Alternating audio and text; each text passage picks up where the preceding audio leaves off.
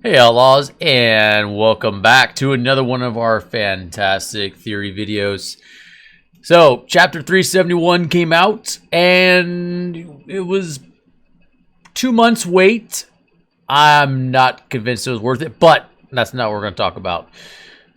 Guts' metamorphosis has begun. Though at first glance this chapter may not seem like much, because it does just basically kick the stone further down the road without progressing too much, it actually unveils quite a bit when you start diving deeper into it and taking a look at what each frame has to offer. But we're going to narrow down our focus. And I'm going to break these down to multiple videos because there is quite a bit to talk about. First and foremost is, what is going on with Guts? We have now seen him sink lower and lower and lower into his own depression. That's basically been the main focus for the past few chapters. But what is the point of it all? Guts' transformation has begun. That is the point of chapter 371 and all the other ones that we have seen so far. Physically, Guts is completely shut down, as we see in this scene with Shirke entering the astral plane to check up on him. We also see him in this super awkward fetal position. I mean, come on, man. At least mope with some dignity. I am of the opinion that some of this is a bit much.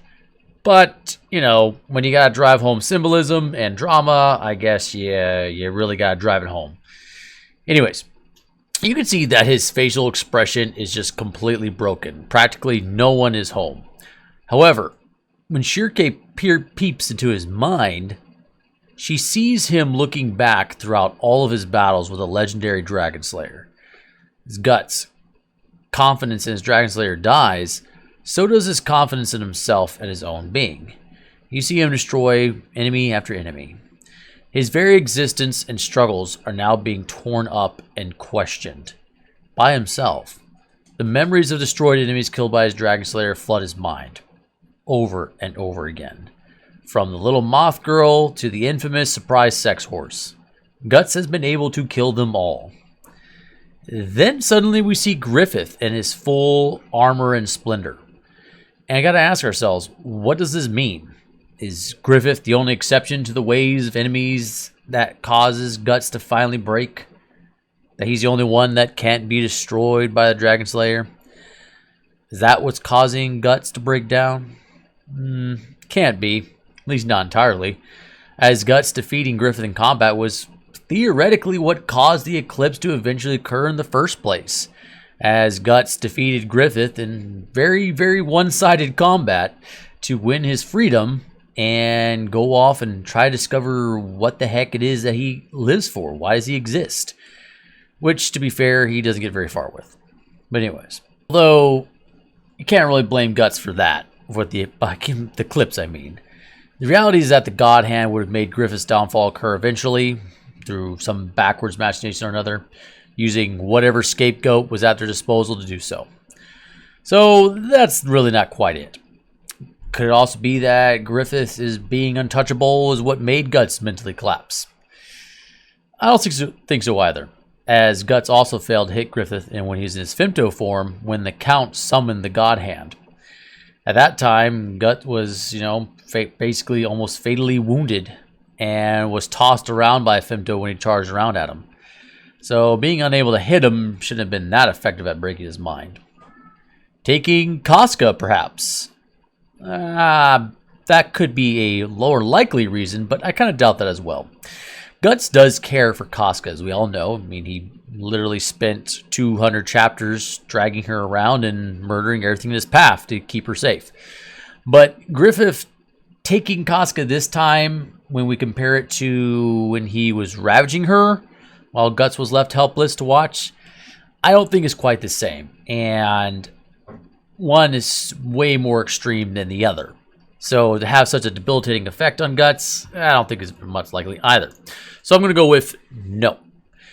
Because we also don't see that scene playing in Guts' mind over and over again, which would definitely be a point of trauma if it was the reason why he's breaking down. And when we look back again at the mental image that Shirke does see within Guts' mind, we see Griffith enveloped in a white light, almost a complete white aura, so to speak, dressed in his finest armor, looking deep back to Shirke as she looks at him. So, what are we seeing? Maybe we are seeing the mental implant, or imprint, that Griffith put into Guts' mind. Remember when Guts charged in and he swung down and he suddenly stopped his Dragonslayer from striking Griffith? And we believe we saw a hair break free.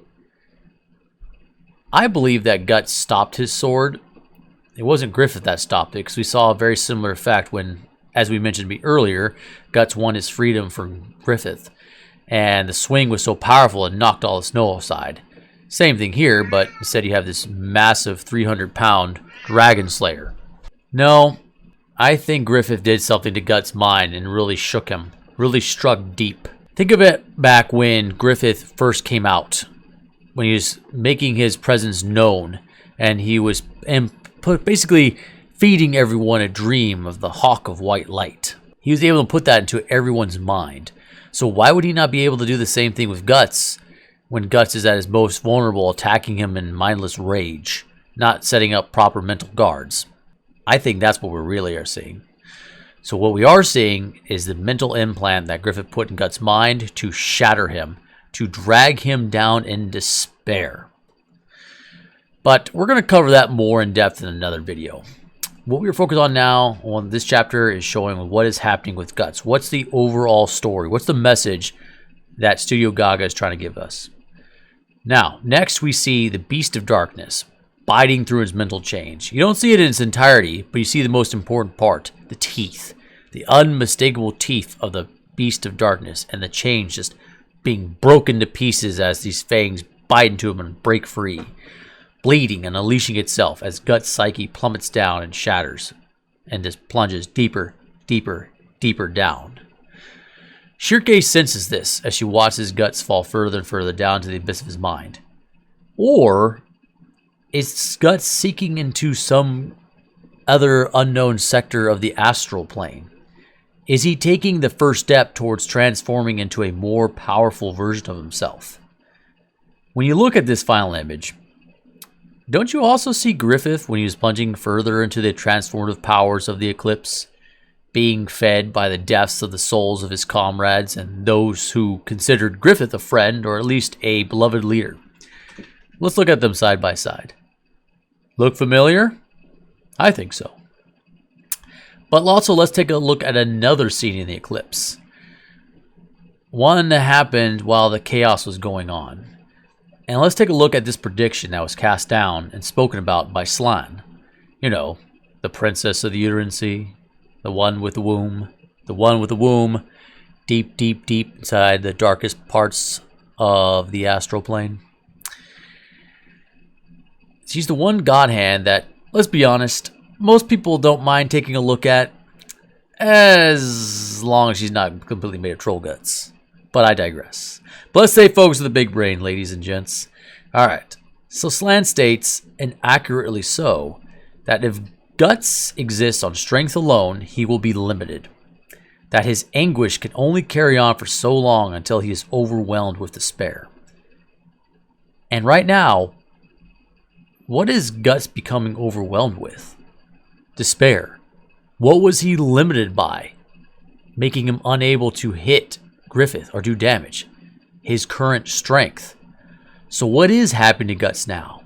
He is transforming, similar to Griffith, but in his own way. And it may not be obviously the ending of the transformation, but it is definitely the beginning. And Slan, we gotta give you credit. Leave it to the woman who is most obsessed and the most closest to the powers of human, spiritual, and physical desire and passions to be the one who understands and predicts this inevitable conclusion of what happens to a man who struggles against fate, throwing everything he has of his body, his mind, his soul, against everything that fate or causality has to throw at him. Leave it to someone like her. But for now, Guts is transforming. And Outlaws, we are here for the ride. We'll see you next time.